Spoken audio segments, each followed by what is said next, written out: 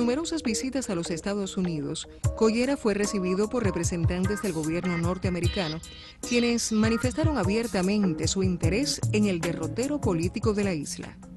En algunos casos fueron conversaciones dentro de organismos muy significativos como es el propio Departamento de Estado de los Estados Unidos, el Consejo de Seguridad Nacional con sede en la Casa Blanca en Washington, funcionarios del Departamento de Estado de un perfil muy bien definido en oposición ya no solo a la Revolución Cubana, sino a la política de liberación nacional de los pueblos latinoamericanos. Por ejemplo, tuve una conversación con Otto Reich en la casa de Curtin Windsor. El objetivo principal de la conversación era discutir conmigo las posibilidades de, dadas mis relaciones con funcionarios y dirigentes en Venezuela y otros países latinoamericanos, procurar hacer uso de la influencia que yo pudiera ejercer en mis relaciones con estos funcionarios.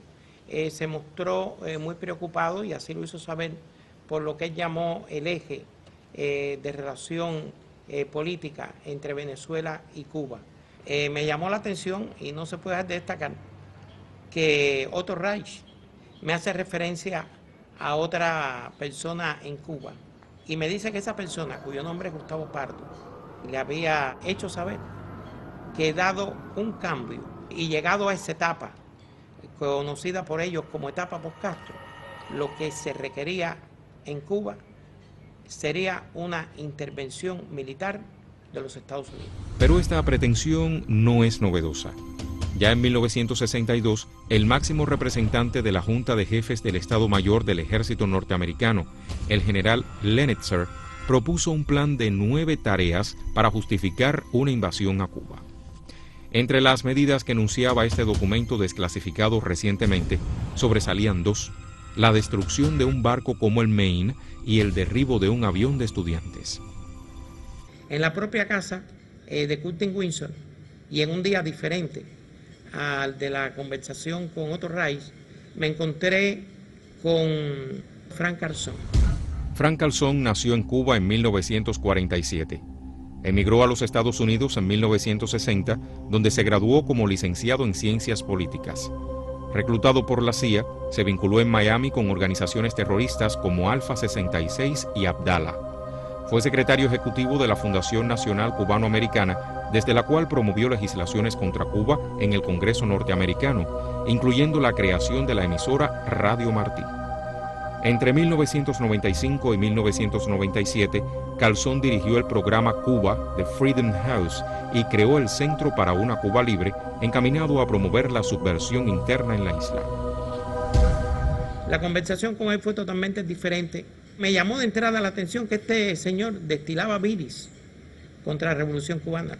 Me habló de las cosas que él estaba realizando dentro de marco de sus posibilidades. Una de ellas que estaba enviando pequeñas cargas de medicamentos a Gustavo Pardo en Cuba para que fuera repartida dentro de los sectores afines.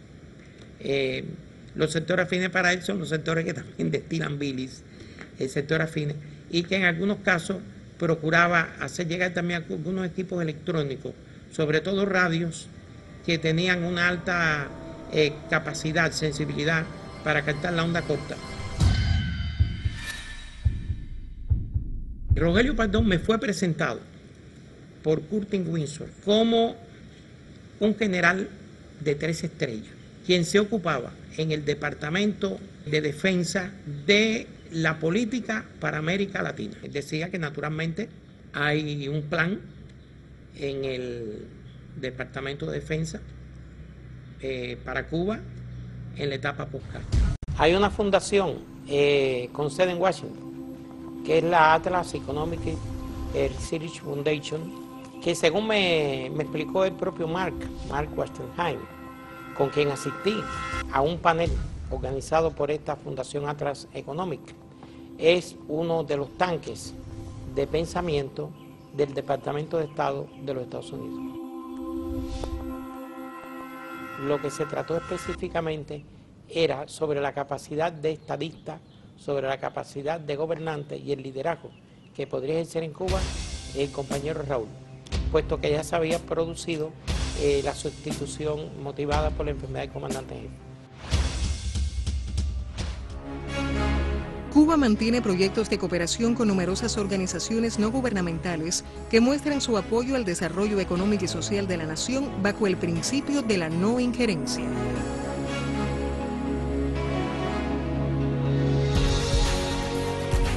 A pesar de que el gobierno cubano ha favorecido el intercambio con varias ONG extranjeras en diversos sectores, algunas sin reconocimiento oficial son fabricadas para erosionar el orden de la sociedad civil cubana.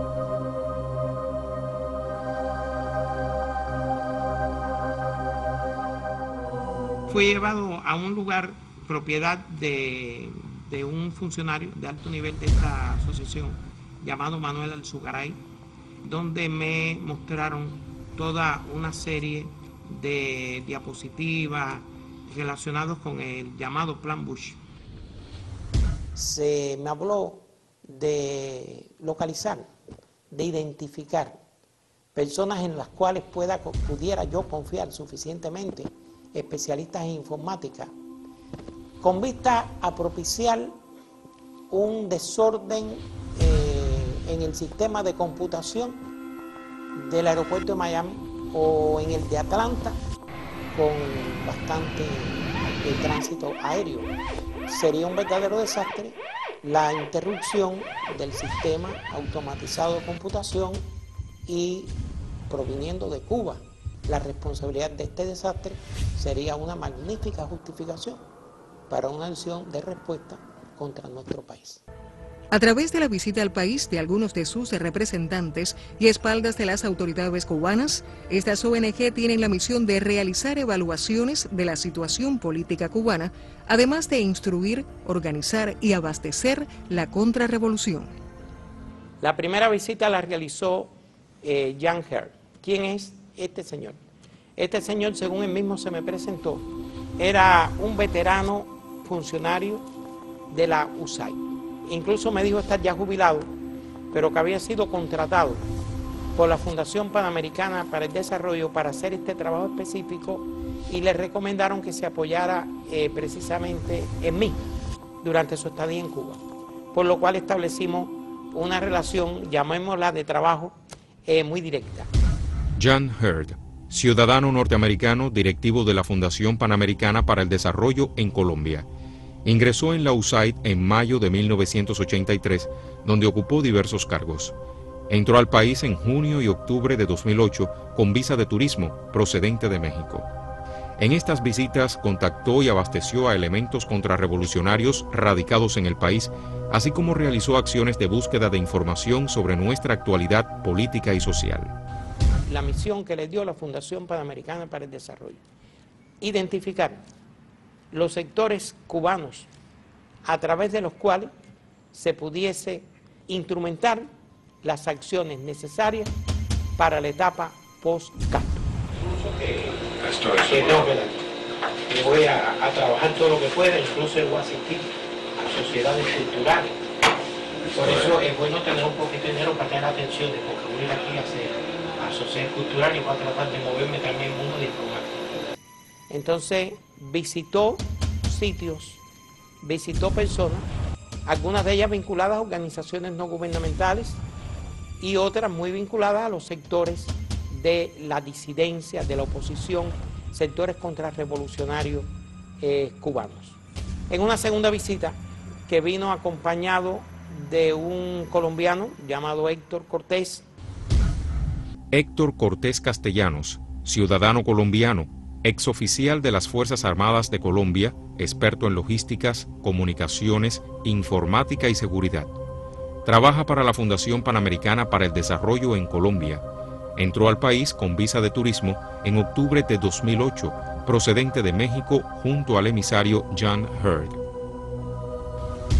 Ellos visitaron a disidentes en los cuales me expresaron que tenían una gran confianza respecto a sus posibilidades presentes y de futuro, específicamente Raúl Capote y Dagoberto Valdés.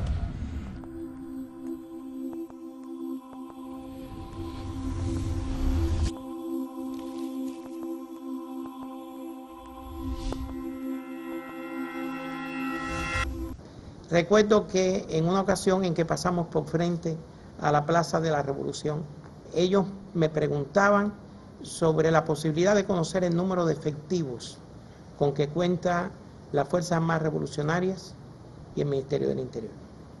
Las estructuras, mecanismos y funcionamientos de las entidades estatales se interesaban mucho en el concepto de poder precisar si realmente en la situación actual de ese momento estábamos abocados a una nueva etapa de periodo especial.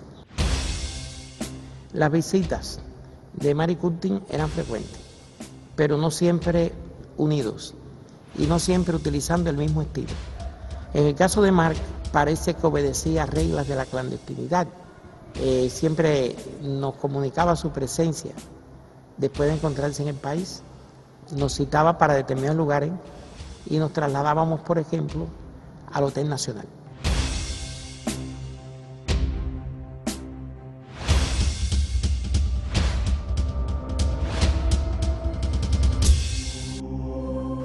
Otras de las organizaciones no gubernamentales que escudan su esencia subversiva a través de una supuesta ayuda humanitaria es Echo Cube. Según su página web, la misión de esta ONG es reducir el sufrimiento de los grupos más indefensos en el mundo mediante el apoyo a las iglesias. Sin embargo, Echo Cube se menciona en el Plan Bush como una de las organizaciones que pudiera participar durante la pretendida transición hacia la democracia en la isla. Esta es una organización que se ha propuesto, entre otros temas, el fomento de la propiedad privada, por supuesto, sobre la base de los intereses de la libre empresa, del libre mercado, que también ha intentado crear redes paralelas dentro del país para hacer llegar a diferentes sectores de nuestra sociedad suministros médicos y alimenticios.